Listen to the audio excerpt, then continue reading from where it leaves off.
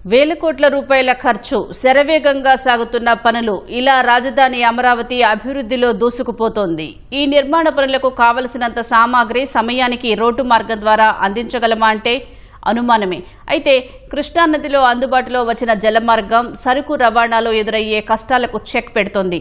అసలేంటి జలమార్గం, ఎక్కడి నుంచి ఎక్కడి వరకు ఉంది, సామాగ్రిని ఎలా తరలిస్తున్నారు అనేది ఈ కథనంలో తెలుసుకుందాం. రాజధాని అమరావతిలో శరవేగంగా సాగుతున్న ప్రాజెక్టులకు నిర్మాణ సామాగ్రి కృష్ణానది నుంచి రవాణా అవుతోంది. మెటలు, క్రషర్ డస్టు, అలాగే సిమెంటు, కంకర ఇలా నదిలో రవాణా చేస్తున్నారు భారీ బాడ్జి ద్వారా.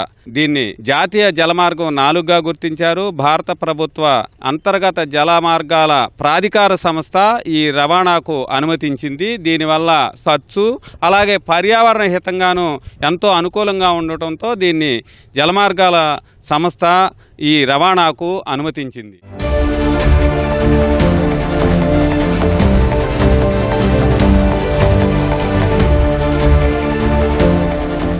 రాజధానిలో పనులు జెట్ స్పీడ్ లో సాగుతున్నాయి. మౌలిక వసతుల నిర్మాణానికి భారీ మొత్తంలో సామాగ్రిని వినియోగిస్తున్నారు. Gravel, metal, crusher dust, cement లాంటి వాటిని నిర్మాణ ప్రదేశాలకు సకాలంలో తరలించాలి.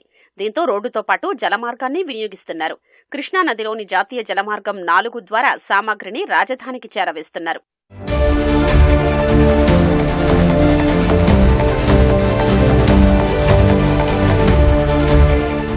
ఎన్టీఆర్ జిల్లా ఇబ్రహీంపట్నం వద్ద ఫెర్రీ రేవు నుంచి 514 టన్నుల భారీ బార్జు ద్వారా కృష్ణానదిలో సరకు రవాణా చేస్తున్నారు. ఈ బార్జులో 20 టిప్పర్ల సరకు రవాణా చేసే అవకాశం ఉంది. ఫెర్రీ నుంచి ఉద్దండరాయునిపాలెం, తాళ్లాయపాలెం గ్రామాల సామాగ్రిని తీసుకెడుతున్నారు. అక్కడి నుంచి టిప్పర్లు ఆయా నిర్మాణ ప్రదేశాలకు వెళుతున్నాయి. ఈ జలమార్గం వల్ల డీజిల్ ఖర్చులు, ట్రాఫిక్ జామ్ ఇబ్బందులు తప్పుతున్నాయని వాహనదారులు హర్షం వ్యక్తం చేస్తున్నారు.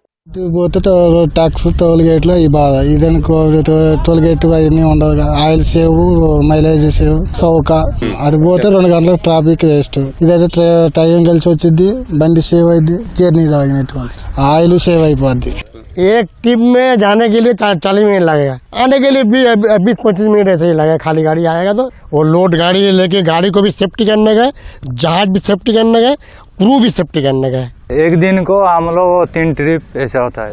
रोड से पूरा 1.5 घंटा 2 घंटा भी लग जाएगा. टूल गेट में काफ़ी ट्रैफिक भी बंद हो जाता है ना, इसलिए उधर बहुत लेट होता है.